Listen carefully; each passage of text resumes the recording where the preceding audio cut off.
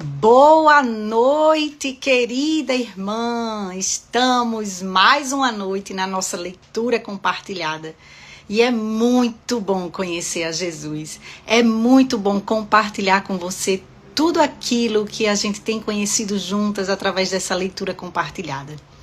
E eu quero incentivar você a se maravilhar nesse conhecimento de Cristo, em tudo que estamos aprendendo juntas aqui, para que você a cada dia ame mais o seu Senhor, porque o Senhor lhe ama. Ele é o seu amado e Ele lhe ama. Então eu quero incentivar você a conhecer o Senhor Jesus, conhecer o seu amado, o amado da sua alma, porque naquele dia, quando você se encontrar com o Senhor, você vai olhar para Ele e dizer, esse é o amado da minha alma, é o Senhor Jesus, é Ele, foi por Ele que eu vivi a minha vida toda, aleluia! Então vamos para a nossa leitura compartilhada de hoje. Hoje estamos no capítulo falando sobre o sacrifício redentor de Jesus Cristo. Já chegamos a mais da metade do nosso livro. Estamos perto, eu vou dizer assim, temos mais um mês aí para a gente terminar a nossa leitura. E em breve eu vou estar falando para você aqui qual será o próximo livro que a gente vai estar lendo juntas, tá bom? Então, vamos lá. A glória de Cristo é manifestada no direito e poder absolutos que ele detém de aniquilar ou incapacitar Satanás e todos os demônios. Mas ele se abstém de destruí-los ou privá-los de poder para que sua graça e formosura sejam manifestadas com mais evidência. Se Cristo destruísse todos os demônios e espíritos maus agora, e ele pode fazer isso, seu poder absoluto seria considerado glorioso. Mas, para que sua graça e formosura resplandeçam mais intensamente, ele deseja que os seres humanos rejeitem as promessas de Satanás e se alegrem na magnífica glória do Filho de Deus. O demônio e seus anjos são irredimíveis. Jesus atesta isso quando diz que o fogo eterno está preparado para o diabo e seus anjos, lá em Mateus 25:41. E Judas confirma isso quando diz que eles estão guardados em trevas, presos em correntes eternas, para o juízo do grande dia. Está lá em Judas 6. Portanto, Cristo não está retardando o seu julgamento para que eles tenham a oportunidade de arrepender-se e serem salvos. Não, eles não serão salvos, não são seres redimíveis, né? Então, não é propósito de Cristo retardar isso. O propósito de Cristo em Satanás ainda está agindo na terra, é outro, é isso que a gente vai ver aqui no livro. Então, por que ele não os destrói de uma vez por todas, ou pelo menos paralisa sua influência maléfica? Será que o diabo e seus anjos têm livre-arbítrio, ou seja, uma força tão grande a ponto de determinarem as próprias ações, e Cristo é incapaz de detê-los? Não. Inúmeros textos ilustram o direito e o poder que Cristo possui de dominar e destruir Satanás e seus demônios. Por exemplo, a gente tem Marcos 1:27, quando diz, até aos espíritos imundos ele dá ordens e eles obedecem. Ou seja, Satanás só age livremente mediante permissão divina. Ele também diz, Simão, Simão, Satanás pediu vocês para peneirá-los como trigo, mas eu orei por você para que a sua fé não desfaleça. Está lá em Lucas esse texto, Lucas capítulo 22.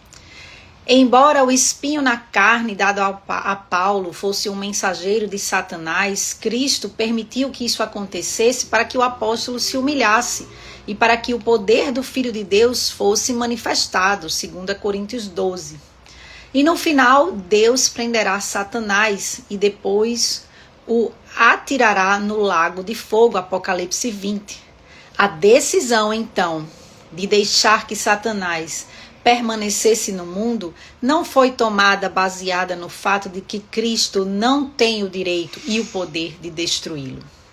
Então, qual foi a razão para que isso acontecesse? Você deve se perguntar isso algumas vezes quando você está passando pelo dia mal. Quando você vê a maldade no mundo e você sempre se pergunta, por que Deus? Por quê? Né? Isso é um questionamento comum na nossa vida. A gente está sempre se questionando por que é que o mal parece que está sempre prevalecendo. Mas a gente precisa entender que tudo tem um propósito de Deus, né? Tudo tem o propósito de glorificar o Filho de Deus. Então, Cristo deve ter grande interesse em que Satanás continue a existir, porque apesar de ter o direito e o poder de aniquilá-lo imediatamente, ele o derrota em estágios, o que lhe custou a própria vida. Para isso, o Filho de Deus se manifestou para destruir as obras do diabo, 1 João 3,8. Mas como ele fez isso? Né? De que forma? Hebreus 2,14 responde: ele também participou dessa condição humana para que por sua morte derrotasse aquele que tem o poder da morte, isto é, o diabo. Em outras palavras, Cristo tornou-se homem para que pudesse morrer e, mediante a morte, destruir o diabo. Aí você se pergunta, tudo bem, eu já entendi, Jesus morreu e a sua morte destruiu o diabo, mas como é que as coisas ruins ainda continuam acontecendo? Como é que parece que o diabo está prevalecendo? Não dá a impressão de que ele foi vencido, não é mesmo? Mas vamos entender um pouquinho isso aqui. Isso significa que o objetivo de Cristo em derrotar o diabo deve ser diferente de simplesmente destruir a influência mortal de Satanás. Cristo poderia ter feito isso com uma ordem. Por exemplo, ele poderia ter dito, vá para o inferno. E o diabo teria obedecido, conforme ele fará um dia, né, no dia do juízo. Então, que tipo de derrota Cristo impôs sobre Satanás? E por que isso foi melhor do que retirar Satanás da história? Satanás é derrotado pela morte de Jesus. Paulo apresenta essa explicação ao referir-se à morte de Cristo, quando ele diz assim, e tendo despojado os poderes e as autoridades pela morte de Cristo, fez deles um espetáculo público, triunfando sobre eles na cruz, Colossenses 2. Em que sentido ele despojou os poderes e as autoridades de Satanás? Satanás continua a cegar, tentar, enganar, lançar na prisão, aprisionar e destruir a carne. Ele não aparenta estar desarmado nem destruído. Como então ele foi desarmado pela morte de Jesus? Você já deve ter se feito essa pergunta algumas vezes, né? Essa pergunta ela fica rondando a gente, né? Como assim? Jesus vence Satanás, mas quando a gente vai para a vida, né? Para a nossa vida prática, vamos dizer assim, não parece que é isso que aconteceu, não é? A gente vai agora, a gente está seguindo uma linha de raciocínio, né? Vocês estão acompanhando aí, porque o que a gente leu, você vai construindo o pensamento aqui junto para a gente chegar nessa resposta, tá bom? Então vamos lá. Uma das respostas é que a morte de Jesus anulou o efeito maléfico do pecado para todos os que confiam em Cristo. Ou seja, a arma da culpa e do pecado que destroem almas é tirada da mão de Satanás.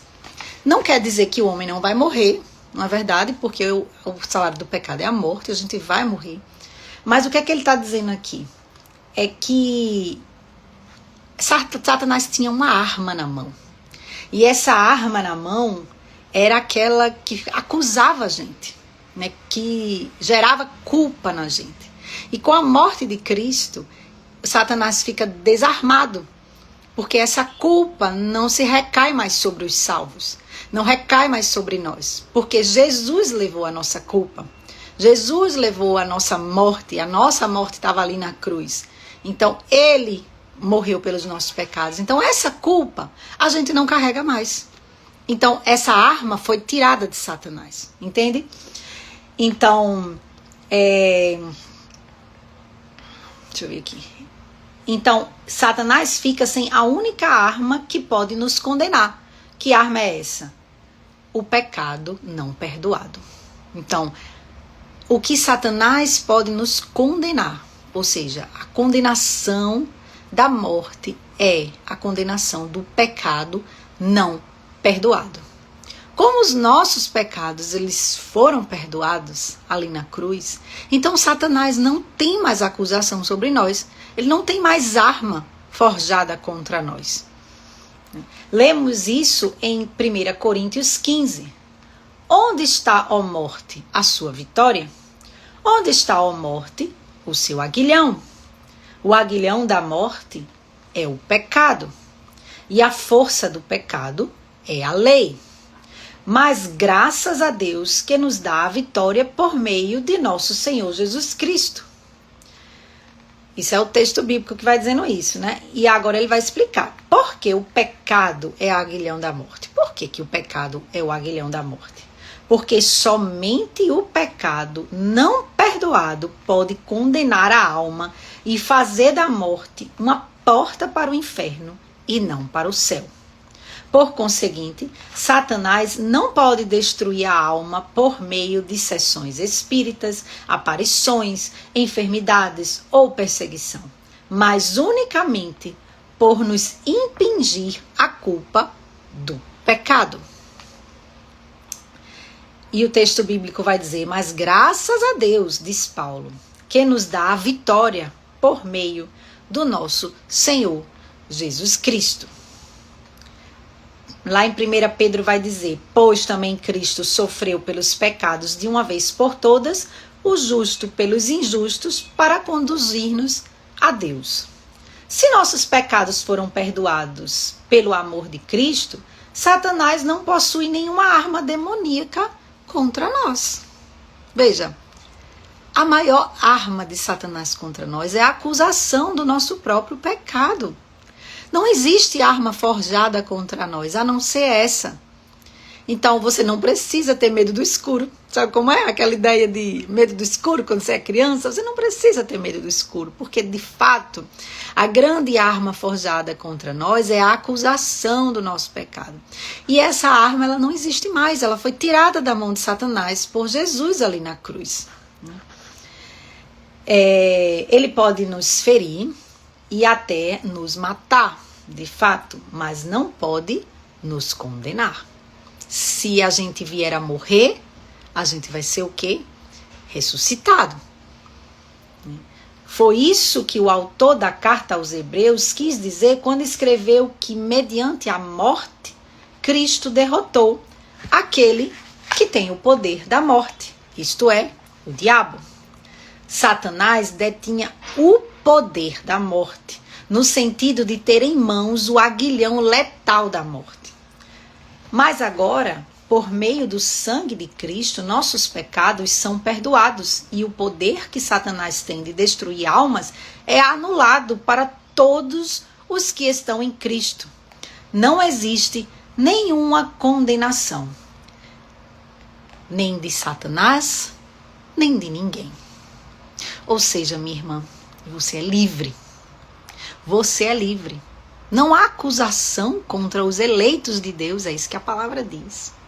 Se você vive uma vida de culpa, se o seu fardo está pesado aí, você precisa olhar para a cruz de Cristo. Nem Satanás pode lhe acusar e nem nenhuma outra pessoa pode lhe acusar.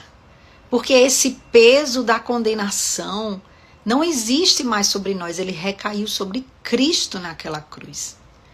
Então, minha querida, se liberte daquilo que amarra você, que prende você, porque você é livre em Cristo Jesus. Jesus já pagou o preço, não tem mais acusação contra você. Isso aí já foi vencido na cruz. Vemos isso novamente nestas palavras, 1 Coríntios 15. O aguilhão da morte é o pecado, e a força do pecado é a lei. Se o pecado é o aguilhão letal da morte, é porque a lei determina uma punição eterna para o pecado. Pois o salário do pecado é a morte. Você já memorizou esse versículo. Mas Paulo diz que quando Cristo morreu como nosso substituto perfeito, Deus cancelou o escrito de dívida que consistia em ordenanças e que nos era contrária. Ele a removeu, pregando-a na cruz. Assim, a arma da lei foi tirada da mão de Satanás. Ele não pode usá-la para condenar o povo de Deus. Então, Satanás tinha sim um escrito de dívida contra nós. Ele tinha a lei de Deus que dizia, olha aqui, ó, quem pecar vai morrer. Então, esse aqui é meu. Esse aqui pecou. Ele é meu. Tá aqui na lei. E por lei, ele tinha esse direito.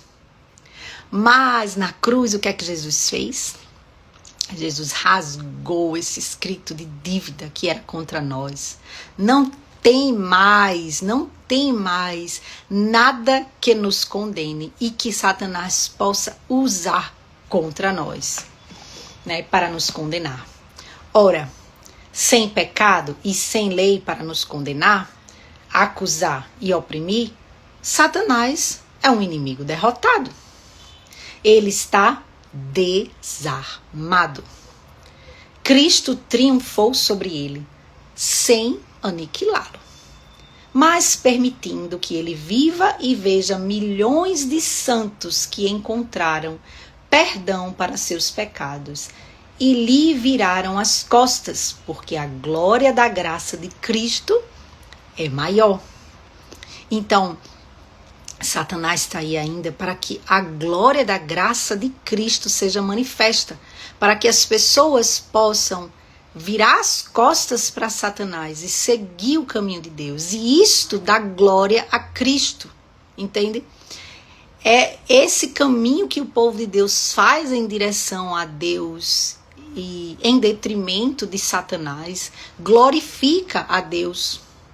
Então, esse é um dos motivos de Satanás ainda estar rondando por aí, porque o motivo é esse, é que Jesus é glorificado nesse processo.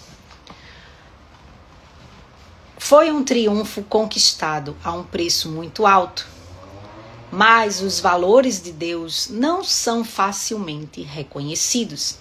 Se Deus simplesmente eliminasse Satanás, não ficaria muito claro que Deus é mais forte e infinitamente mais desejável que Satanás.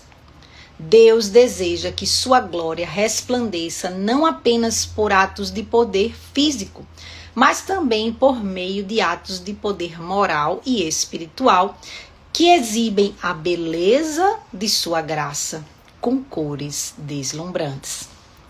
Retirar os pecadores das mãos de Satanás mediante o sacrifício redentor de Cristo, que levou sobre si os nossos pecados e obedeceu fielmente aos mandamentos do Pai, foi uma vitória muito mais gloriosa do que simplesmente destruir o inimigo.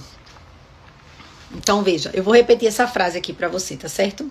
Retirar os pecadores das mãos de Satanás foi uma vitória muito mais gloriosa do que simplesmente destruir o inimigo.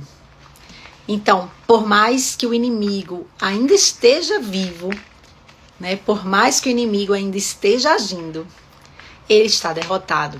E isso é propósito de Deus, porque retirar os pecadores das mãos de Satanás é uma vitória muito maior do que destruir Satanás, do que mandar Satanás para o inferno.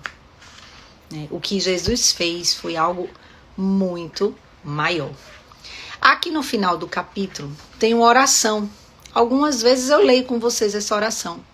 E hoje eu separei essa oração para a gente ler, porque eu achei ela bastante pertinente. E eu quero que você escute essa oração aqui feita no final do capítulo, como o fechamento daquilo que a gente falou hoje, tá bom? Ele diz assim: Pai Celestial, estamos emocionados porque consideraste a glória de teu Filho tão importante a ponto de permitires que Satanás continuasse a existir para que ela fosse totalmente conhecida. Envergonhamo-nos de reclamar das batalhas da vida, quando deveríamos ter feito todos os esforços possíveis para engrandecer os meios que usaste, deixando o inimigo à solta para que Cristo fosse exaltado.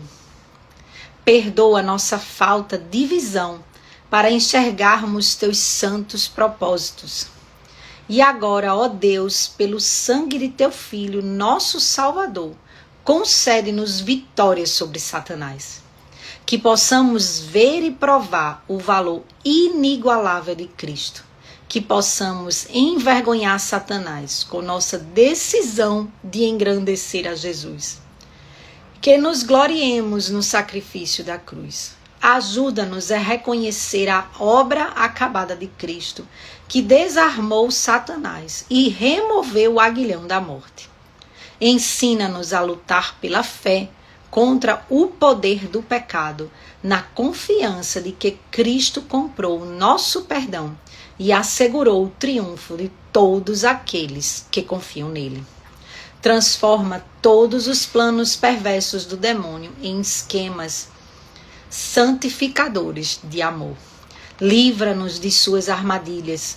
Conserva a beleza de Cristo bem nítida nos olhos de nosso coração.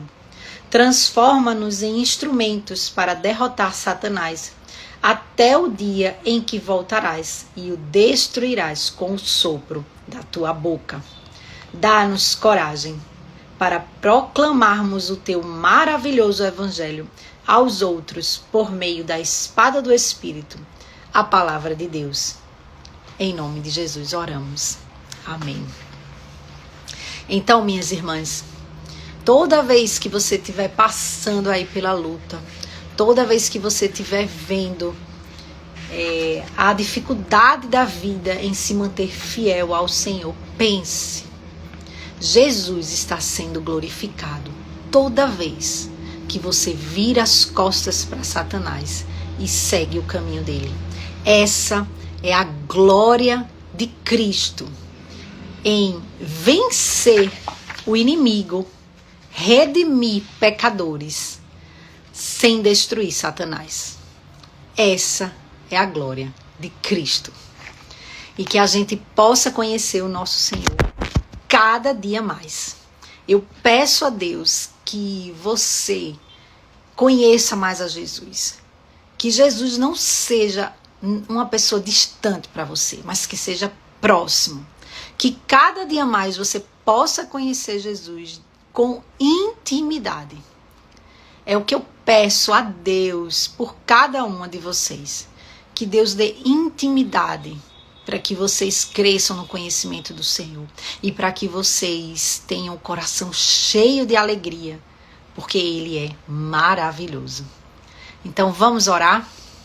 Deus, obrigada, Pai, por mais uma terça-feira. Que o Senhor abençoe cada irmã aqui. Que o Senhor dê a elas a certeza da salvação, para que elas possam lutar contra as artimanhas de Satanás sobre a vida delas, para que elas saibam que não há acusação que possa vir sobre elas, porque o acusador, Senhor, está desarmado. Não existe acusação de Satanás, nem de ninguém sobre a nossa vida, porque o Senhor já rasgou o escrito de dívida que era contra nós e nos libertou.